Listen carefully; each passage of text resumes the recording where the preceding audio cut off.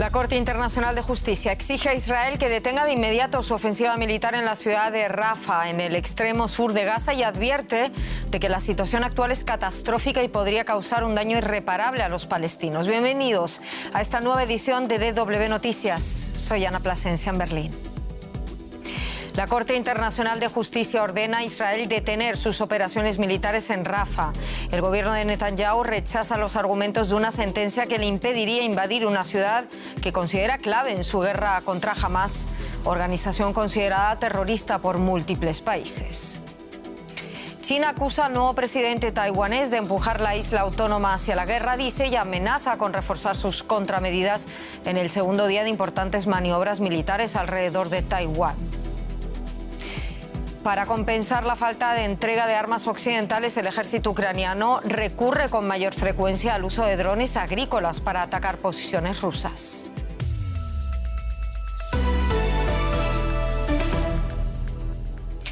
La Corte Internacional de Justicia de La Haya ordena a Israel detener de inmediato su ofensiva militar en la ciudad de Rafah, en el sur de la Franja de Gaza.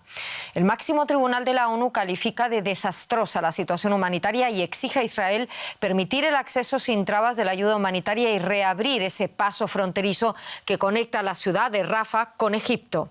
La orden del tribunal es vinculante, pero la Corte no tiene forma de hacer cumplir su decisión. Lejos de la línea del frente en la guerra de Gaza, las campañas militares del ejército israelí sufren un duro golpe jurídico.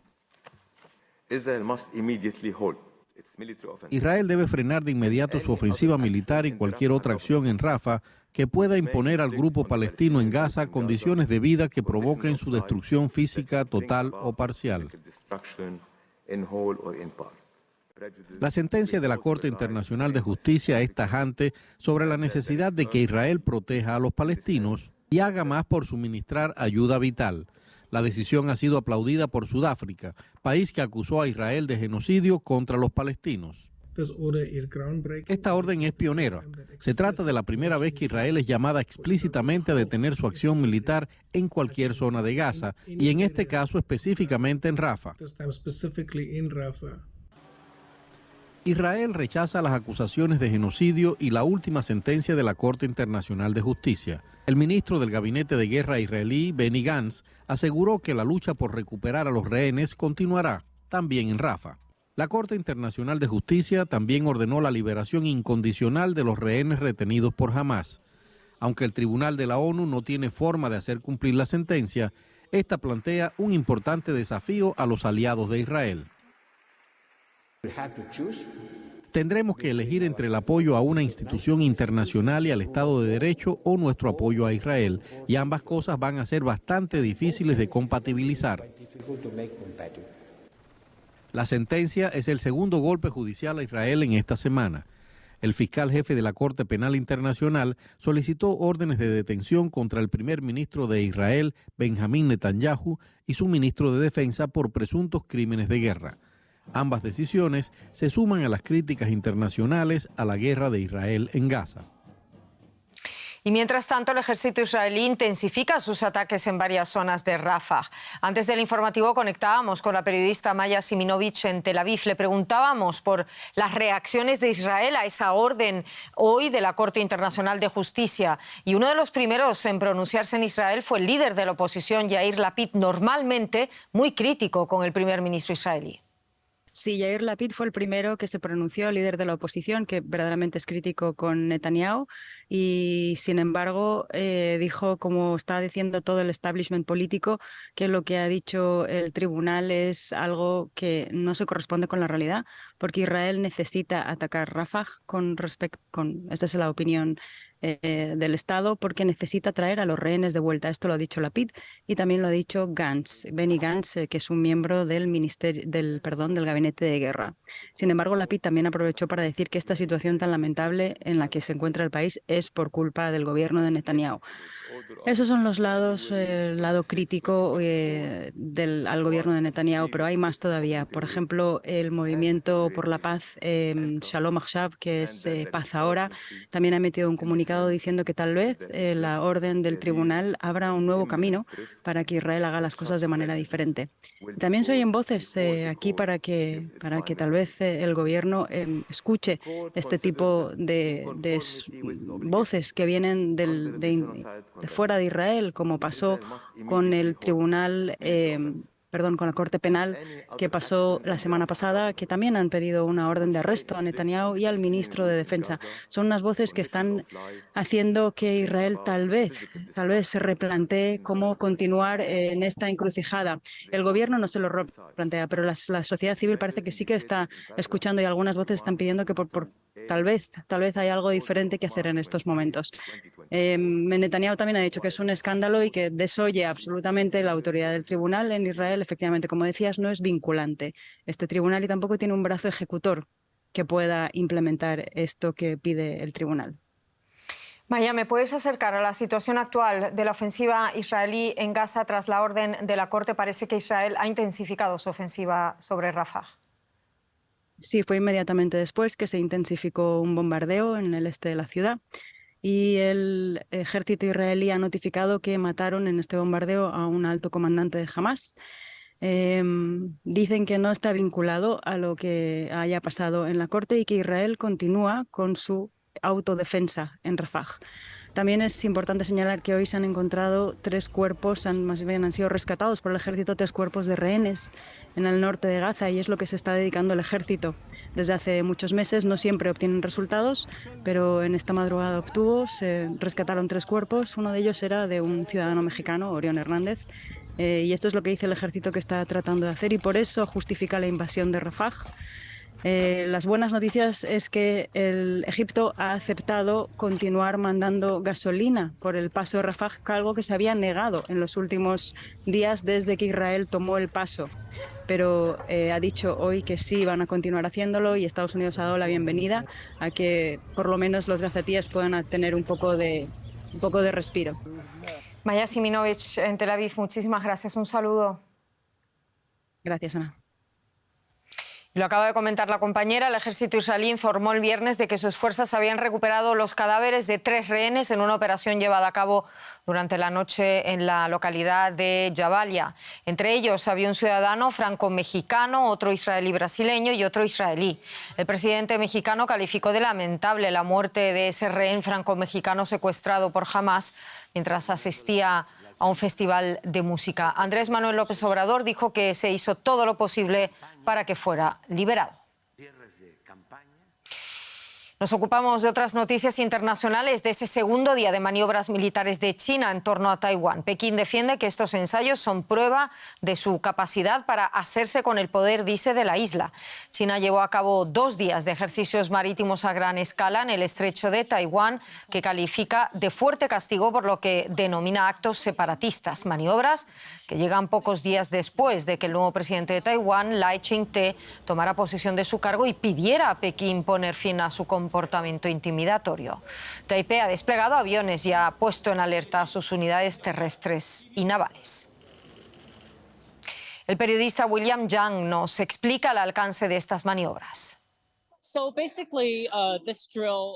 Básicamente, en esta maniobra militar están operando por primera vez buques guardacostas alrededor de la isla de Taiwán. Esto es un indicio de que ampliarán el número de embarcaciones que probablemente serán utilizadas en una posible invasión de Taiwán. Es además la primera vez que solo anunciaron que llevarán a cabo una actividad militar de gran alcance en forma de ejercicio militar, justo el día en que el nuevo presidente de Taiwán asumió el cargo. Esto ha tomado al gobierno desprevenido, aunque ha podido responder rápidamente desplegando el ejército y sus guardacostas para hacer frente a la maniobra china. Nos ocupamos de la guerra de Ucrania. El presidente ruso Putin pidió este viernes reanudar las negociaciones de paz con Ucrania justo cuando sus tropas avanzan tanto en el corazón del Donbass como en el segundo frente que el ejército ruso ha abierto en la región nororiental de Kharkiv. El mandatario apeló desde la capital bielorrusa, Minsk, a que las conversaciones se retomen no con la ayuda de un ultimátum, sino con sentido común, dijo. Declaraciones que llegan después de que la prensa occidental sugiriera que el jefe del Kremlin estaba dispuesto a declarar un alto el fuego en Ucrania, teniendo en cuenta las actuales líneas del frente. Y mientras Ucrania espera la llegada de más armamento por parte de Occidente, las tropas ucranianas recurren a armas improvisadas para cubrir la línea de frente y defender territorio. Deutsche Welle se reunió con algunos soldados que utilizan drones agrícolas para compensar la falta de armamento. Vean. Es cuestión de acostumbrarse. Volar esto es como desplazar una vaca sobre hielo. Es pesado y hay que saber predecir hacia dónde va a ir. Lo diriges en una dirección, pero por unos instantes la inercia lo lleva hacia otro rumbo. Este dron fue diseñado para fumigar cultivos. Es ruidoso, lento e imposible no verlo de día. En el frente se usa de noche para atacar al enemigo. Los soldados rusos lo llaman Baba Yaga, por la bruja voladora de los cuentos de hadas eslavos. Los volamos a muy baja altura y alcanzamos hasta 20 kilómetros. Tratamos de frenar al enemigo y asegurarnos de que no puedan llegar hasta aquí. Ese sonido de la artillería ucraniana les da una sensación de alivio.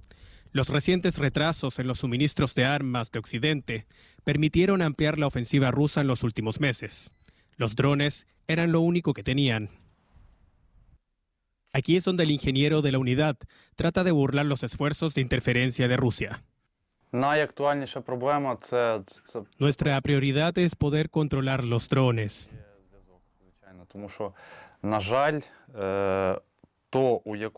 El gobierno nos provee de drones que utilizan una sola frecuencia para todo, video y telemetría. Todo esto es muy complicado, porque es un artefacto doméstico que no funciona en condiciones normales. En este garaje el ingeniero les agrega antenas y equipos adicionales, todo pagado con microfinanciación colectiva. Los dueños del garaje se fueron hace mucho tiempo y dejaron allí todas sus herramientas. Todas estas herramientas van conmigo a todas partes. Acá no toco nada. Solamente usé la trituradora un par de veces. Cuando nos vamos de un lugar lo dejamos todo ordenado. Los gatos siempre están más gordos cuando nos retiramos. Por ahora no tienen que irse de este garaje ni dar marcha atrás. A pesar de los recientes avances de Rusia en la región de Donetsk, esta zona se mantuvo relativamente estable gracias a estos drones. En estos sótanos se procesa toda la información. Los técnicos ayudan a los pilotos de drones a planificar sus rutas en el terreno, algo que se toma cada vez más difícil, ya que cada vez hay más drones custodiándose unos a otros. Hace un par de días, siguiendo un televuelo, pudimos ver un dron kamikaze persiguiendo a otro dron kamikaze. Y de repente apareció un tercer dron para atacar al dron que cazaba el primero. Pensé en la banda sonora de Terminator 2. A veces parece que fuese una guerra de drones. Pero no solo la tecnología está cambiando. Cuando nos enfrentamos por primera vez con los rusos, no tenían ni idea de la guerra. Eran muy soberbios. Usaban siempre las mismas tácticas que ya conocíamos, de la A a la Z. Y con un poco de ingenio era fácil agarrarlos. Pero con el paso del tiempo, cada vez hay más civiles movilizados entre sus filas y aportan sus propias ideas al ejército ruso. No solo estos nuevos reclutas rusos aportan sus propias ideas, sino que también copian con éxito las ucranianas. Y lo hacen de tal forma que descoloca al ejército ucraniano. Corte en el informativo. Vamos con la economía en Estados Unidos y con Andrés. ¿Qué tal? ¿Cómo estás? Nos vamos a Estados Unidos, efectivamente. Ahí está llegando el verano y los consumidores están viendo algo que nos gustaría ver a nosotros y que nadie ve desde el inicio de la pandemia hace más de 4 años. Grandes supermercados y tiendas digitales reducen por primera vez los precios de sus productos para atraer compradores muy golpeados por los aumentos de los últimos años. Amazon Fresh ha anunciado una rebaja para una selección rotativa de productos, tanto en tiendas físicas como en su plataforma digital. La semana pasada, Walmart, la mayor cadena del país, redujo los precios de casi 7.000 artículos. Dijo además estar detectando deflación en algunos alimentos básicos. También Target, la cuarta cadena estadounidense, anunció reducciones de precio en 5.000 productos. Y lo mismo hizo el gigante alemán Aldi, 10º en este ranking. Nos va a contar un poco más de esto que está pasando Ana Nieto, nuestra corresponsal financiera en Nueva York. Ana, ya no quedan estímulos fiscales, las cadenas de proveedores funcionan, la inflación sigue sin aterrizar. ¿Es esta la última pieza de lo que se ha llamado la greedflation o la inflación de la codicia? Hay dos últimas piezas y desde luego esta es una de ellas y está provocando muchos problemas en los bolsillos y también en la percepción y las expectativas de los consumidores de que todo está más caro. Y cierto es que en los últimos meses no ha habido inflación en los alimentos, pero en su conjunto que no hayan subido de precio no significa que no estén muy altos, que no se hayan quedado a niveles muy elevados, sobre todo cuando además hay otras categorías de precios que no dejan de subir, como pueden ser la vivienda y los seguros. En cualquier caso, algo de deflación en el supermercado puede cambiar muchísimo la percepción y animar un consumo que ya da muestras de un cierto agotamiento. Además, es algo que se pueden permitir estas compañías que no dejan de tener trimestre tras trimestre de aumentos de beneficios. La otra pieza de la que te hablaba es de los salarios, que ya no crecen tanto como para aguantar más subidas de la inflación sin que haya realmente un retroceso importante del consumo. Ana, el mes de abril las cifras de inflación fueron bastante mejor que las de los 3 primeros meses del año, pero ¿hasta qué punto está creciendo el pesimismo por el estancamiento de la presión en los precios? Pues crece como para que algunos miembros del Comité Abierto de la Reserva Federal, que es la que decide las tasas de interés, pensaran en su última reunión que habría que endurecer algo la política monetaria y posiblemente, ¿por qué no?, subir las tasas de interés, algo que es exactamente lo contrario a lo que se espera. De hecho, el presidente Jay Powell no cree que esta sea una posibilidad que esté abierta. Eso no lo cree hoy, hay que ver cuál es la evolución de los precios. Pero además lo que está pasando es que la inflación está confundiendo mucho a muchos estadounidenses, a muchos consumidores estadounidenses. Ha dejado muy impresionado el resultado de una encuesta que ha hecho The Guardian, en la que se refleja que el 56% de los americanos piensan que estamos en recesión. No es así, no hay recesión en Estados Unidos. El 49% piensa que la bolsa está en pérdidas. El índice de referencia ha subido un 12% este año, un 24% el año pasado. Y el mismo porcentaje, el 49%, piensan que hay un desempleo históricamente alto. Es históricamente bajo. En Estados Unidos se debate si estas cifras son un legítimo sentimiento o es desinformación. Y sí, a veces las cifras macro no corresponden con lo que pasa en nuestro bolsillo. Ana Nieto, Nueva York, gracias y buen fin de semana. Igualmente. El estado brasileño de Río Grande del Sur enfrenta una crisis económica después de las peores inundaciones de su historia. Las pérdidas en el sector agrícola, motor económico de la región, ascienden a aproximadamente 430 millones de dólares, según cálculos de la Confederación Nacional de Municipios. La economía de Río Grande del Sur es casi tan grande como las de Uruguay y Paraguay juntas, y la región es una de las principales productoras y exportadoras de carne de cerdo de Brasil. A las 6 de la mañana, un ruido ensordecedor alertó a Verney Kunz, un granjero brasileño de 60 años. Era el río Forqueta, desbordado por lluvias sin precedentes en el sur de Brasil, llevándose consigo la mayoría de sus 5.000 cerdos. Habíamos enfrentado grandes inundaciones en 2010, pero esta vez fue completamente distinto. Entonces logramos reconstruir, pero ahora el agua lo ha destruido todo. Además de sus animales, se esfumaron 42 años de trabajo dedicados a la producción de lechones en Travesseiro, una pequeña localidad agrícola en el Valle del Taquari, devastada por las históricas inundaciones en el Río Grande del Sur. Verney, descendiente de alemanes como muchos en esta región del país, estima sus pérdidas entre 2 y 3 millones de dólares. El estado de Río Grande del Sur enfrenta las peores inundaciones de su historia. Según Defensa Civil, unas 164 personas han muerto y más de 72 continúan desaparecidas. Algunos expertos equiparan el daño de las inundaciones en Río Grande del Sur con el que el huracán Katrina infligió en Nueva Orleans en el año 2005. De esto vamos a hablar ahora con Marcelo Silva de Souza, que nos está escuchando en Río Grande. No, perdón, en Brasilia está Marcelo. Marcelo, cuéntanos para empezar, danos una fotografía de cómo queda la situación económica para los sectores de la economía de Río Grande del Sur.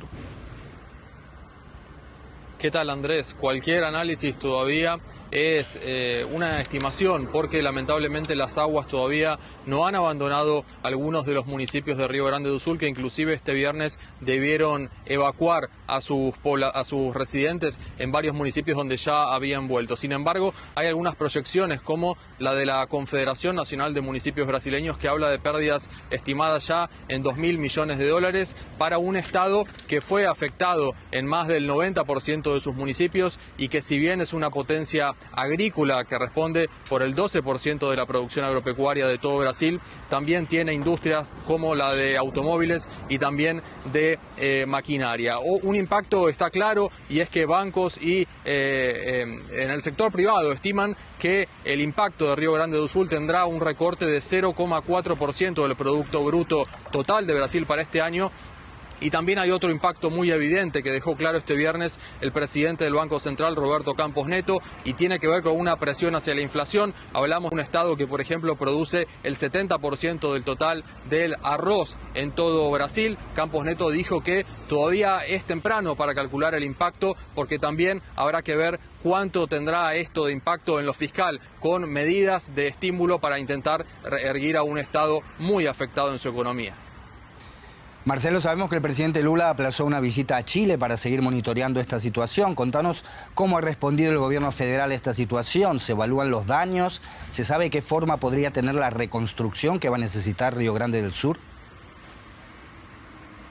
El gobierno federal ha anunciado este mes distintos tipos de ayudas, desde créditos subsidiados a empresarios y productores agropecuarios hasta la anticipación de beneficios sociales, y también un voucher de reconstrucción, cerca de $1.000 que van a cobrar unas 200.000 familias para comprar electrodomésticos y muebles que han sido damnificados por las inundaciones. Lula da Silva ha dicho que cualquier ayuda también hasta el momento es parcial, y que el tamaño real del estrago se va a saber una vez que el agua baje completamente, algo que no ha pasado. El gobernador Eduardo Leite anunció este viernes la creación de una Secretaría de Reconstrucción de Río Grande do Sul, que va a liderar el Estado con 3 ejes. Por un lado, reforzar la asistencia social, reconstruir la infraestructura y también la vivienda damnificada, y principalmente obras para volver al Estado más resiliente, un Estado que había tenido la peor inundación de su historia en 1941, que construyó en ese entonces diques para contener el agua alrededor de Porto Alegre, pero que los últimos años se han mostrado ineficaces ante extremos climáticos cada vez más repetitivos. Marcelo Silva de Souza, gracias por estas informaciones. Hasta cualquier momento. Y sigue la información ahora con Ana Plasencia. Nos desplazamos a Ecuador, Andrés, donde pronto se van a conocer sentencias judiciales históricas sobre casos de explotación laboral y esclavitud. Los trabajadores agrícolas afirman haber sufrido décadas de abusos en varias plantaciones que producen fibra vegetal para la empresa japonesa Furukawa. El Tribunal Penal de Santo Domingo dictará sentencias sobre la culpabilidad de 3 representantes de la empresa por explotación laboral. Nuestra corresponsal Nicole Riz se desplazó hasta una plantación cercana a Santo Domingo para entrevistarse con antiguos trabajadores de la empresa que han hecho campaña para obtener una indemnización.